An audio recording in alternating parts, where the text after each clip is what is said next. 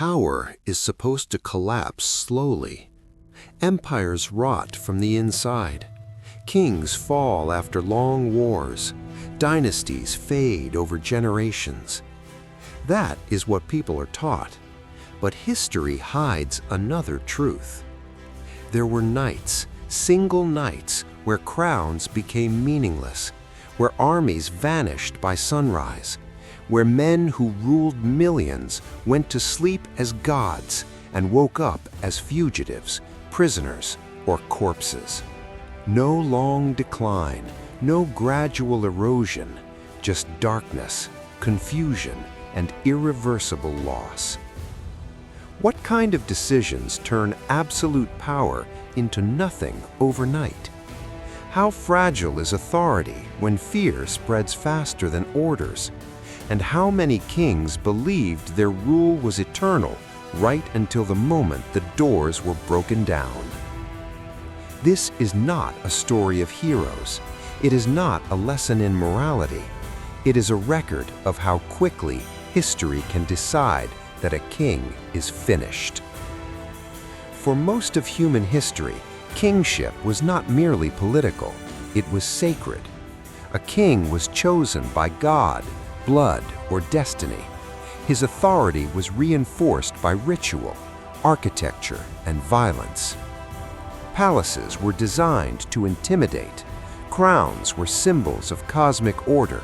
Courts were theaters of obedience. And yet, beneath the gold and ceremony, every kingdom rested on fragile systems. Messengers on horseback, loyalty bought with land, armies held together by fear and pay. There were no radios, no instant communication, no centralized control beyond what people believed. When belief cracked, everything followed. In such systems, collapse did not always come as a siege or a revolution. Sometimes it came as a whisper in the dark, a gate left open, a signal misunderstood, and by morning, the king was no longer a king.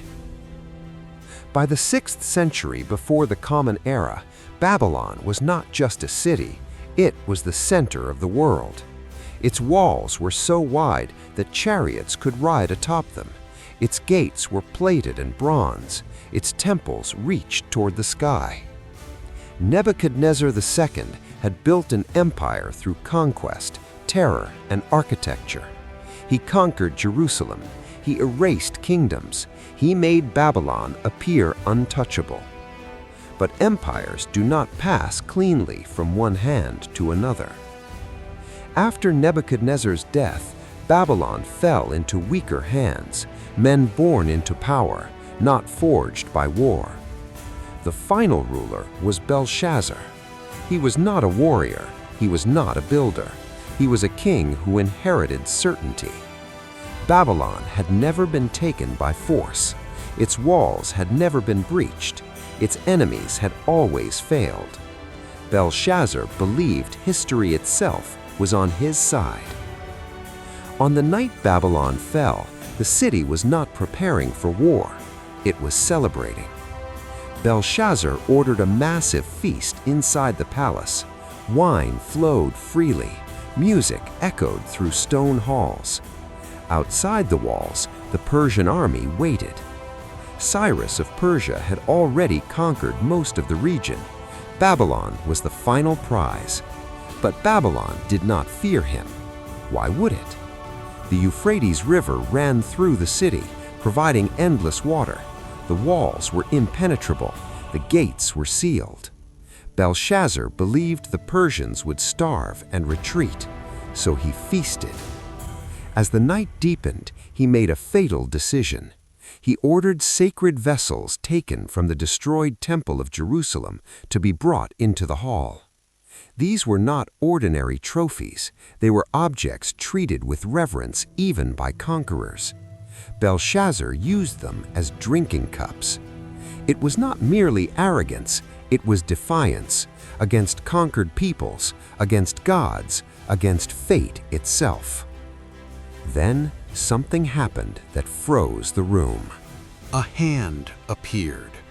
Not a body, not a figure, just a hand writing on the palace wall. No sound, no explanation, only glowing words.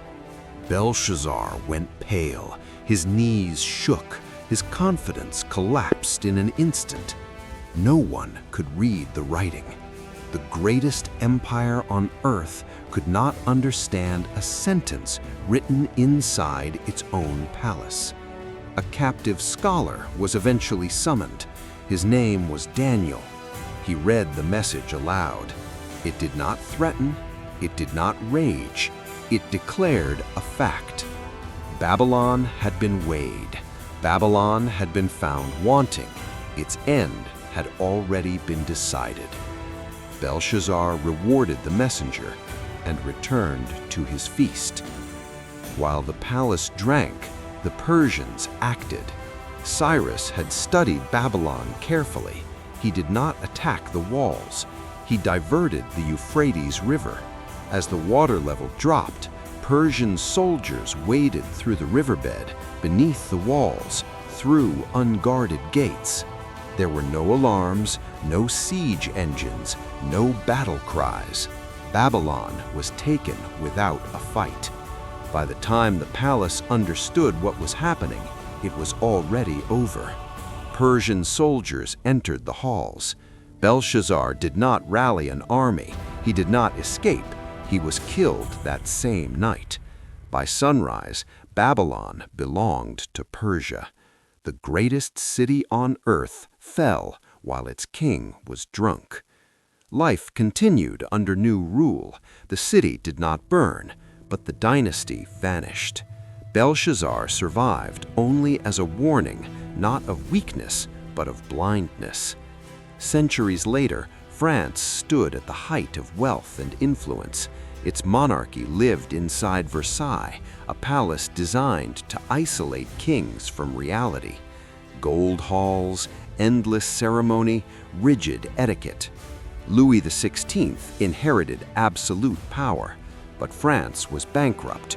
Bread prices were rising, ideas were spreading, pamphlets mocked royalty, philosophers questioned divine right. Louis believed tradition would protect him. He believed reform could wait. On an October night in 1789, thousands of women marched from Paris to Versailles. They carried knives, sticks, and hunger. Their demand was simple: bread. The palace guards were unprepared. They underestimated desperation. By nightfall, chaos filled the corridors. Some guards fled, others were killed. Louis slept. The King of France was woken by shouting outside his bedroom. For the first time, Versailles was not safe. The crowd demanded that the king return to Paris. They wanted him visible. They wanted control. Louis hesitated. That hesitation mattered. By morning, he agreed. He left Versailles under guard, not as a ruler, as a symbol. Legally, he was still king. In reality, the monarchy died that night. Everything that followed was already inevitable. Russia's empire rested on faith. The Tsar was believed to rule by divine will. Nicholas II believed it deeply. By 1917, war had broken the country. Food was scarce, the army was exhausted, cities were restless. Nicholas was far from the capital. Protests turned into mutiny. Regiments refused orders. Nicholas underestimated the situation. His train was stopped. Generals urged abdication. Late at night, inside a silent carriage, the Tsar signed away the throne. No crowd, no ceremony, just paper and silence. The Romanov dynasty ended instantly. An empire collapsed without a battle. History remembers wars, but power often ends quietly. In bedrooms, in palaces, in train cars. Kings lose everything not when enemies attack, but when belief disappears. How many systems today appear permanent? How many leaders sleep peacefully, certain of tomorrow? And and how many of them are already one night away from becoming history. Power does not warn before it leaves. It simply goes.